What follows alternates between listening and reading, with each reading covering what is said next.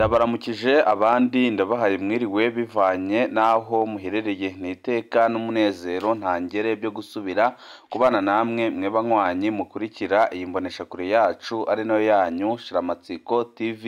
Ni imboneshakure imwe rudende idushikiriza inkuru n'ibiganiro utaronka ahandi. Uyu ni umwanya w'amakuru agezweko ari kuvugwa ngaha mu gihugu c'u Burundi, aho ino mboneshakure yacu ari nayo yanyu Shiramatsiko TV ibategurira amakuru ahambaye cyane aba ari kuvugwa mu bisata bitandukanye, aho twibanda cyane ku makuru aba ari kuvugwa ku gateka kazina muntu, aba ari kuvugwa mu butungane, aba ari kuvugwa mu cibano, aba ari kuvugwa ku mbuga ngurukana bumenyi, aba ari kuvugwa muri politike ndetse n'andi yose mutamenye mwaranyegejwe turatohoza amaze tukabashikiriza ido nido. Tubazaniye amakuru ahambaye cyane kandi adahumuriza ari kuvugwa ngaha mu gihugu c'u Burundi, aho umutekano wahungabanye mu gihugu cose kubera amakuru ariko arahanahanwa avuga ko mu gihugu c'u Burundi haba hamaze kwinjiramo abarwanyi batari bake,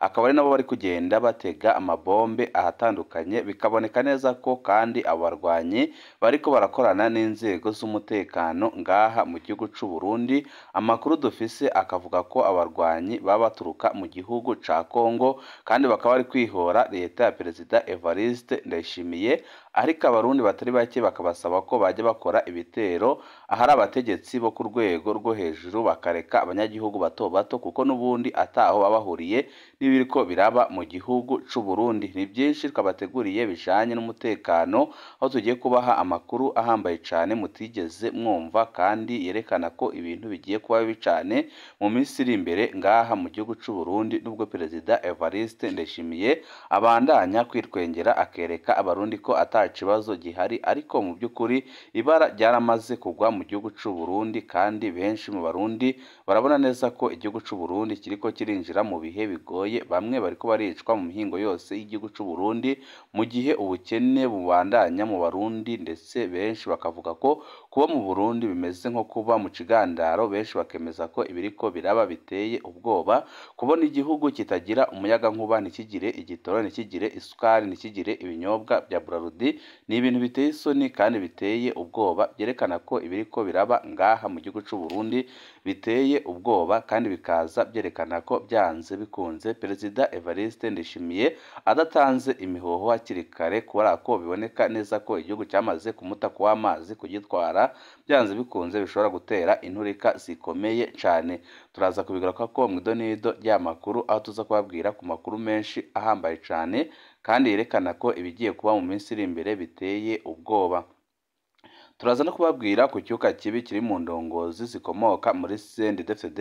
zo ku rwego rwo hejuru, aho bose bamaze kubona ko Perezida Evariste Ndayishimiye atagishoboye gutwara igihugu c'u Burundi, kandi bakabona neza ko yamaze gucafuza izina ry'umugambwe ndetse n'igihugu muri rusange, kuko bavuga ko Perezida Evariste Ndayishimiye rwose ataco yigeze amarira abarundi, kugeza naho abatari bake batanguye kwifuza ubutegetsi bw'umuhisi Pierre Nkurunziza, kuko ku butegetsi bw'umuhisi Pierre Nkurunziza nta murundi n'umwe wigeze ugira ikibazo na gitoya, kandi abarundi batari bake nubwo bamwe bahunze abandi bakicwa, ariko nibura ibyankenerwa byarabonekaga ngaha mu gihugu c'u Burundi nk'isukari, igitoro ndetse n'ibinyobwa bya Braludi. Ibi byose bikerekana ko ubutunzi bwo ku muhisi Petero Nkurunziza aribwo bwari bwifashe neza gusumba kuri Perezida Evariste Ndayishimiye. Akaba ariho benshi bahera bavuga ko rwose Perezida Evariste Ndayishimiye ataco yafashije umugambwe uri ku butegetsi ndetse n'igihugu. Turaza kubigaruka ko mu idonido ry'amakuru, aho tuza kubabwira ibihambaye ndetse n'abategetsi bo ku rwego rwo hejuru basaba ko Perezida Evariste Ndayishimiye yatanga imihoho canke se bakamutembagaza ku butegetsi. Saya gusa hari n'andi makuru menshi twabateguriye ahambaye cyane ariko aravugwa ngaha mu gihugu c'u Burundi. aho tuza gusimbira ku makuru ari kuvugwa muri Repubulika Iharanira Intwaro ya Kongo, aho ibintu bitoroshe na gatoya kuko muri Kongo abasoda b'u Burundi bariyo bariko baricwa nk'impene, benshi bakaba bamaze kwicwa, abenshi ariko bakaba barishwe mu ndwi iheze, aho dufise amakuru adahumuriza agaragaza ko abasirikare barenga 800 bose baba barishwe, kandi bikaboneka neza ko byose ataco bibwiye Perezida Evariste Ndayishimiye, ahubwo we akabandanya gukoresha izindi ntonde shasha z'abarungikwa muri Kongo kugira ngo we agumye asarure ku mafaranga ariko araronka, aho ari guhabwa ibihumbi 5 ku musoda wese w'umurundi cyangwa se imbonerakure igiye mu rugamba na M23, ariko bikaboneka ko ari urugamba rw'urupfu kuko abasoda b'u Burundi boherejwe muri Kongo 1/2 cyarishwe na M23, ibyerekana neza ko Perezida Evariste Ndayishimiye ariko aradandaza amaraso y'abana b'u Burundi. Nabyo nyine muraza kubikurikira mu idonido ry'amakuru. Ni menshi twabateguriye, we usabwa nta kindi, niba ukunda amakuru n'ibiganiro bene nk'ibi tudahwema gucisha kuri uno muyoboro wa YouTube Shiramatsiko TV, ukaba utarabyonda kuri sabone canke subscribe, akanika kajyo keza ko gupyondaho kugira ngo ko dushizeho amakuru n'ibiganiro bene nk'ibi ujye uba wa mbere mu gushikirwa nabyo. Kubera iki Perezida Evariste Ndayishimiye yahisemo kudandaza amaraso y'abasoda b'u Burundi? Kubera iki Perezida Evariste Ndayishimiye yahisemo gusambura igisoda c'u Burundi mu gihe biboneka neza ko umutekano utifashe neza ngaha mu gihugu c'u Burundi? Amakuru adushikira aravuga ko inzego z'umutekano ngaha mu gihugu c'u Burundi zijegajega ku rugero rukomeye cyane, akaba ariyo mpamvu Red Tabara iriko irinjira mu gihugu igakora ibyo ishatse igasubirayo atanumwe ufashwe, kandi akaba ari no mpamvu muri ko murabona amagrenade agenda aterwa ahantu hatandukanye. Murazi nk'ibyabaye mu minsi iheze aho baturira isoko rya Ruvumera. Ibi byose akaba ari ibintu byerekana ko umutekano utifashe neza mu gihugu c'u Burundi. Imvo nyamukuru nta yindi, imvo nyamukuru ni amakosa akomeye cyane Perezida Evariste Ndayishimiye yakoze yo gufata abasoda b'u Burundi akabarongeka hanze y'igihugu batagiye kurwana na Red Tabara, ahubwo bagiye kurwana na M23. Ayo makosa yakozwe na Perezida Evariste Ndayishimiye ariko arabera mu nzira y'umusaraba abarundi batari bake, kuko benshi marundi bariho mu bwoba bukomeye cyane kubera ukuntu imitwe yitwaje bigwanisho irwanya leta y'u Burundi yamaze kwiyongera, kandi n'abarwanyi bakaba benshi kubera amakosa yakozwe na Perezida Evariste Ndayishimiye. Ayo makosa yagenze gute? Ni kuki biriko biragira ingaruka muri no minsi? Perezida Evariste Ndayishimiye akimara kurungika abasoda muri Kongo, murazi ko bagezeyo bakicwa ku bwinshi, hakabaho n'abanga kujya kurwana kubera ukuntu bari ko barabona bagenzi babo bari kwicwa nk'impene. Ibi bimaze kuba, murazi ko hari abasoda batari bake bagarukanywe mu gihugu c'u Burundi bagahita bicwa n'iperereza ry'u Burundi rirongowe n'umujenerali uhambaye cyane kandi wagiye ukora ibintu bitandukanye, ari we Habarurema, aho benshi bemeza ko amakosa yose ariko araba yose ari guturuka ku bihangange ngaha mu gihugu c'u Burundi biriko birakora amakosa akomeye cyane. Kubona Perezida Evariste Ndayishimiye atinyuka gufata ingingo yo kugandagura abanze kujya kurwana muri Kongo, byahise bituma abasirikare batari bake bemera kujya kurwana muri Kongo, ariko bagenda atantumbero bafise yo kurwana muri Kongo, ahubwo bafise indi ntumbero ihambaye cyane, kandi bituma n'abasigaye mu gihugu batangura kwiga imikenyero mishasha yo kurwanya ubutegetsi bwa CNDD-FDD. Abo basirikare bakimara gushika muri Kongo, benshi bahise bajya kwifatanya na Red Tabara, kandi akaba ariyo mpamvu mubona iriko iraza igakora ibitero bigasubirayo. Nuko nyine bagiye kwifatanya nayo basanzwe bafise bagenzi babo bari mu gihugu c'u Burundi, nabo nyine bajejwe umutekano, abwo bajyaga bavugana bagahana amakuru ndetse naho inzego ziri, bigatuma nyine bahita bakora ibitero bikomeye cyane kandi bagasubirayo atanumwe ufashwe. Ibi biriko biragira ingaruka zikomeye cyane ku mutekano w'igihugu c'u Burundi ndetse n'abasigaye ku rugamba muri Kongo, aho M23 iri kubakuba ikabica ku bwinshi, kandi ikibabaje kinateye ubwoba nuko abo bariko bararwanirira bariko barabata ku rugamba kuko bavuga ko aribo bariko barakorera amadolari menshi cane, aho umusoda wa Kongo abwira umusoda w'u Burundi ati genda ujye ku rugamba n'ubundi ni wowe uriko urahabwa amadolari. Ibi ni ibintu byatumye abasoda b'u Burundi batari bake bicwa, nko mu ndwi iheze abasoda bashika muri 80 bose biciwe rimwe. Ibi nyine akaba ari ibintu bibabaje kandi biteye ubwoba, akaba ari n'ibintu byerekana ko Perezida Evariste Ndayishimiye atitwararitse gucungera imbibi z'igihugu c'u Burundi, ahubwo yitwararitswe kwironkera amafaranga. Akaba ariyo mpamvu yahisemo kohereza abana b'u Burundi gushirira muri Kongo, none bikaba biriko birateza ikibazo gikomeye cane kandi bikaboneka neza ko byanze bikunze umwanya uwo ari wo wose n'ubundi ibara rizagwa mu gihugu c'u Burundi, kuko uretse n'abasoda n'abategetsi bakomeye cyane bakomoka muri CNDD-FDD ntibakemera Perezida Evariste Ndayishimiye mufata nk'umuntu udafise ijambo, nk'umuntu ukoreshwa n'umutambukanyi wiwe, kuko amakuru adushikira aremeza ko Perezida Evariste Ndayishimiye nta ngingo ihambaye ashobora kwemeza atabanje kubaza umutambukanyi wiwe Angeline Ndayubaha. Ikibabaza abategetsi bakomeye cyane kuko nk'umushikiranganji wa mbere hari igihe yicarana na Perezida Evariste Ndayishimiye bakagira ibyo bapfundika bakavaho babyemeranijwe byanarangiye, ariko mu gatondo akumva ibintu byahindutse. Aho biba byahindukiye nta handi uretse kwa Angeline Ndayubaha uba wabyanze. Ibi byose bikaba biriko birashavuza ibihangange bikomeye cyane muri CNDD-FDD, bivuga ko bitigeze bitegekwa n'umugore kandi bivuga ko amabanga bayashinze umugabo batigeze bayashinga umutambukanyi wiwe. Akaba ariyo mpamvu ariko baramubwira ko niba adashaka kuvavanura n'umucanco wiwe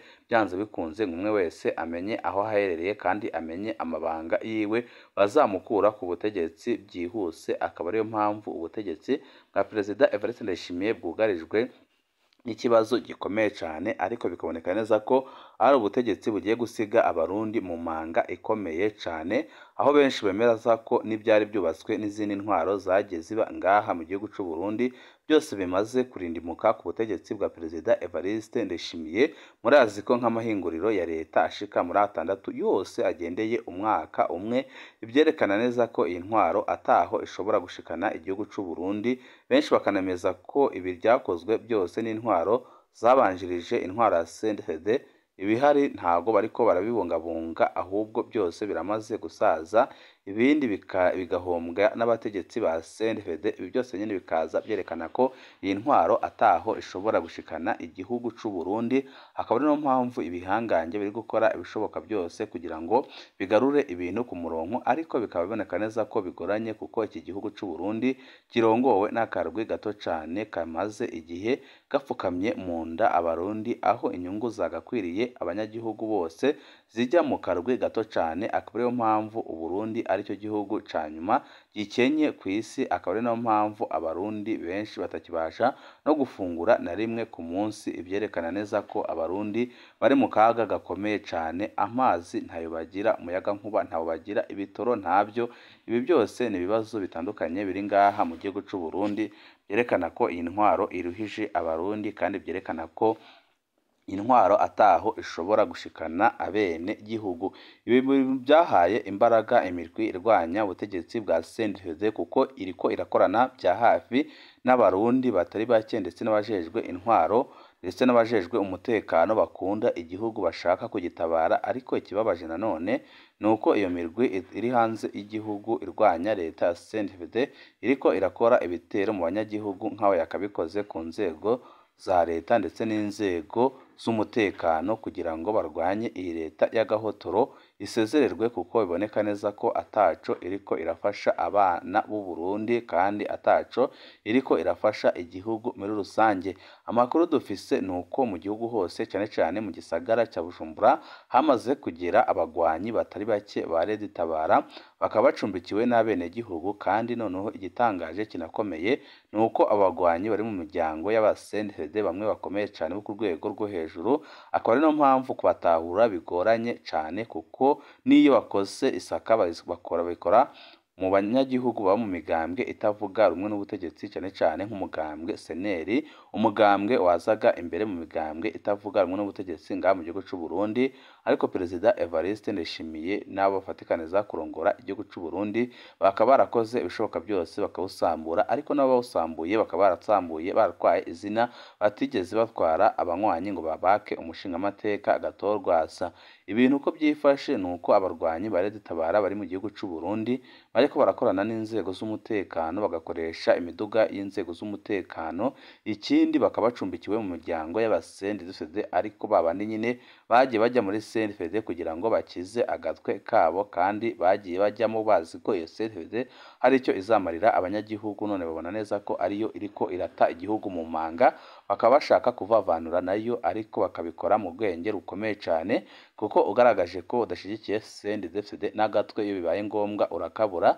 Akaba ariyo mpamvu naho mubona ngo CNDD irirwa ivuga ko ifise abanywanyi batari bake, mu by'ukuri abajyamo nababa bagiye gukingira agatwe kabo, ntago ari uko bakunda ibyo iriko irakorera abana b'u Burundi. Amakuru yo ariko araherekanwa aravuga ko ibintu bitoroshe na gato mu gihugu cy'u Burundi, kuko abarwanyi bari mu gihugu cy'u Burundi bariko barafatanya rwose n'inzego z'umutekano kugira ngo barwanye ubutegetsi bwa Perezida Evariste Ndayishimiye, kandi hakaba n'amakuru avuga ko abategetsi bakomakomeye bo ku rwego rwo hejuru bakomoka muri CNDD harimwo n'umunyamabanga mukuru w'umugambwe ku butegetsi Reveriyano Ndikuriyo batazira kora, bose bashigikiye ko Perezida Evariste Ndayishimiye atanga imihoho canke se agatembagazwa ku butegetsi, kuko biboneka neza ko ubushobozi afise n'igihagararo afise bwose bidahuye n'ibyo akora, kuko benshi baremeza ko Perezida Evariste Ndayishimiye yarakwiye kuba nk'umushikiranganji w'uburimyi, atarakwiye kuba umukuru w'igihugu cy'u Burundi, kuko ariko arahemukira